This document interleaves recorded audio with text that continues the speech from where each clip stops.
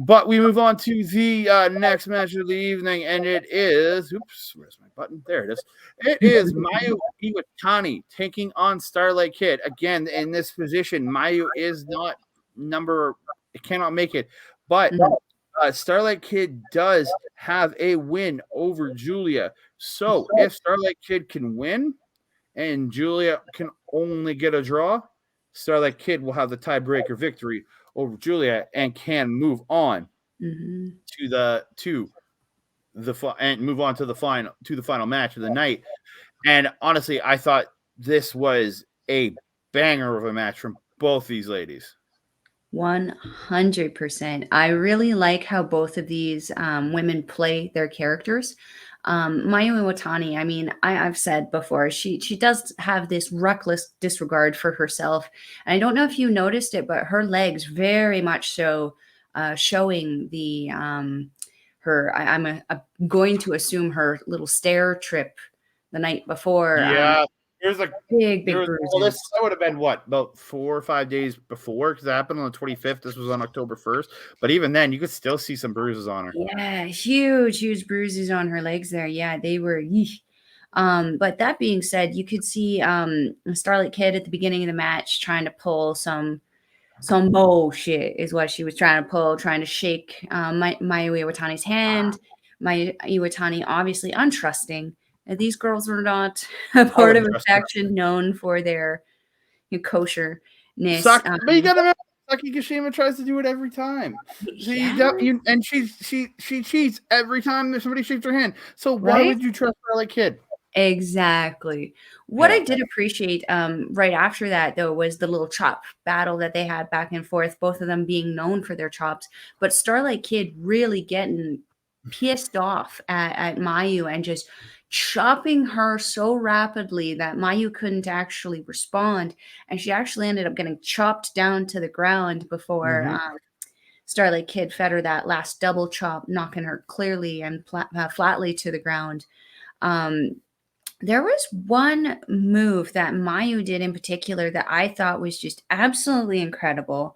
It was a submission style move that almost looked like a skull end, but she was standing and Starlight Kid's feet were on opposite sides of her hips, and Mayu was standing in kind of. It was a standing dragon sleeper. Okay, yeah. If you have somebody on the other mat, you grab them and pull them back, which is essentially the cold skull. It's a dragon sleeper. This is one she just has the legs propped up on her legs and is pulling back, and that's essentially a standing dragon sleeper. I do have that right now. Utterly incredible. Like seeing her get into that, I was like, what in the Sam heck is this besides amazing? I honestly thought she had her at that point. I don't know how you escape from something like that, but Starlight Kid did kind of figure out her way. Of course, there was obviously some House of tortureness happening in there. Not nearly. The Oedo tie of it all. Yeah, but this one I did feel that it wasn't terribly as much as usual, which was a blessing. It wasn't. It wasn't what the Hazuki and Momo Watanabe match was. Not even close. Exactly. I don't think we could have handled 2 of those in one night, to be honest. And I think, and with that point is they're not like, you don't need, like, it's the cheating's from a different point, because like Momo was trying to screw up Hazuki's tournament, where Starlight Kid needs this win, so the cheating has to be to a point where it's doing something completely to benefit Starlight Kid. It can't be just stuff to screw with Mayu, because that could backfire on Starlight Kid. So you need to make sure it's something that sets your person ahead, so you can't cheat to the same degree when you need your person to come out in winning in the end, but in the right way. Because a draw would have screwed them up, wouldn't have put her in, but she needed the flat out win. Yeah. Luckily for us, though, she didn't get it, and Mayu was able to pin Starlight Kid with a beautiful bridging dragon suplex. Beautiful end to that match. Couldn't have happened to a better girl. So in the end, Mayu Iwatani ends with 15 points. Again, so tied for that second spot. But it's you look at it and you go, wow, what, like, this, the amount of stuff we've had in this tournament is just purely impressive. Mhm. Just so impressive. It's, you really look at, I again, I've, the one person out of this entire company that I was regularly familiar with coming into watching Stardom with you Mhm. was Mayu Iwatani, because of Mhm. her time in Ring of Honor. I was a fan of her there. She was the Women of Honor champion. So she was one of the few people I actually knew. And boy, howdy, has she again, she's been very good in this. But I have Mhm. been so impressed with Starlight Kid. Like, there's been a couple where I was like, but I can see why there's the fandom for Starlight Kid that there is. 100%, yeah. So from here, we are moving on to the final match in the Blue Stars. It all comes down to this match in the Blue Stars block.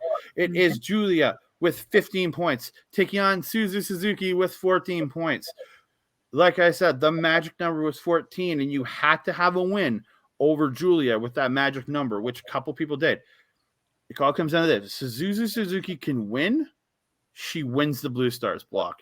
If Giulia can get a draw or win, she wins the Blue Stars block. No matter what, Giulia just can't lose. Simple as that. Mhm. And what a match we had. This Ooh, match, howdy. aggressive from start to finish, fighting for that top spot. These women knew what was at stake, and they were letting us have every little bit of it. There was we talked about this move yesterday when we saw local favorite do it to a certain young guy. What is it called, Andre? I don't remember what you're talking about. The sliding German. Oh, through the rope, like under the ropes from them? Yes, I call it Oh, the yeah. Ichimori. We saw Yeah, Nasty it's Nate do it essentially last just a night. it's just a sliding German through the ropes, and just a nasty looking German, man. Just the people like So land on the top of nasty. their head. Like, Oh, they land on the top of their head coming off the second rope and going falling backwards. It's just But again. yeah, it's just such a brutal match between these two. Like, the kicks, Mhm, the punches, the forearms. Like, mhm. holy crap, the headbutts. Like, Yeah. Giulia likes to headbutt people, but Mhm. so does Suzu. Yeah, Holy she crap. cackles about it, just like Minoru. She cackles about it. It's just like, she hits her finisher, the tequila shot, at one point, only gets a 2. Like, that's Mhm, it. Let's finish matches for her in this tournament. Like, mhm, goes for the, like, Suzu gets the rolling chaos theory. What she won her last match with, the match was at night 19. mhm, mhm, And that Giulia kicks out of. That's a finish for her. That's finished matches for her. Like, mhm. it's crazy. Again, Giulia hitting her Falcon Arrow, hitting multiple of her finishers, and still can't get it. I think she hit her hammerlock driver, like, or the ape shit, Yes. Yep. and still couldn't finish. Like, Still it not. just, it was such a big, like, I think this might have been, if it wasn't for the main event, match of the night. Oh, 100%. Um, and it ended in a 15-minute draw, because again, all matches, Mhm, tournament matches, are contested in 15-minute time limits. mhm, And again, all Giulia needed to do was survive. And she mhm. did. She got her 1 point. So it ends with Giulia at 16 points atop the Blue Stars block, with Suzu Suzuki taking 15 points.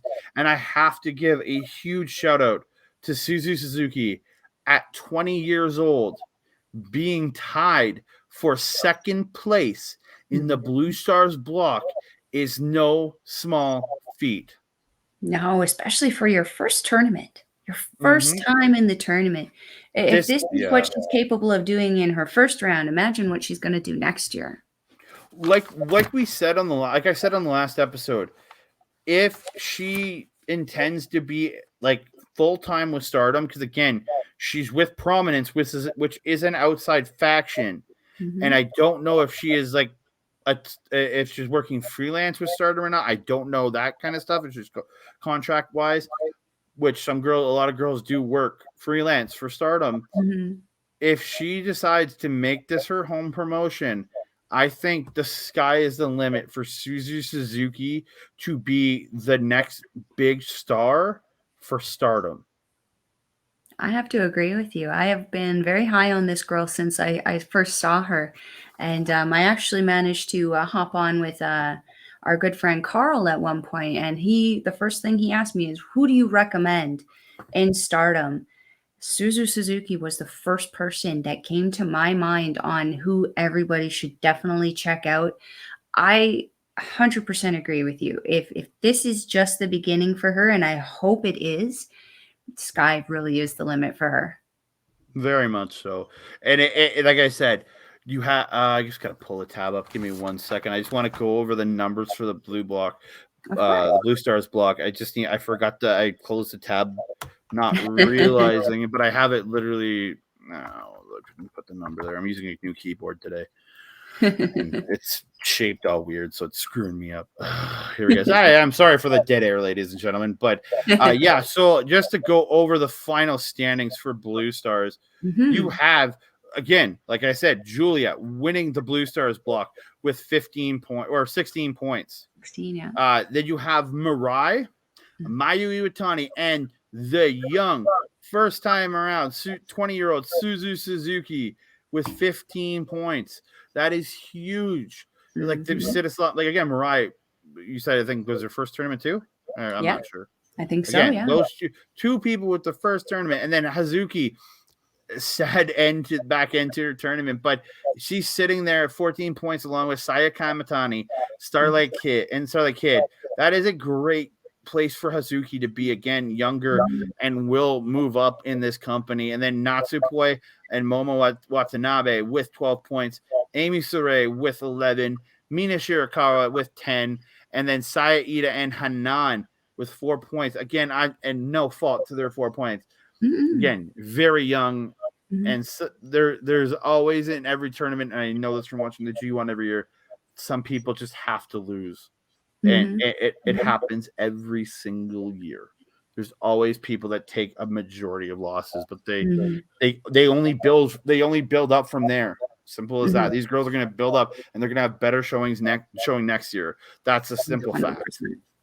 That is a Simple. simple fact.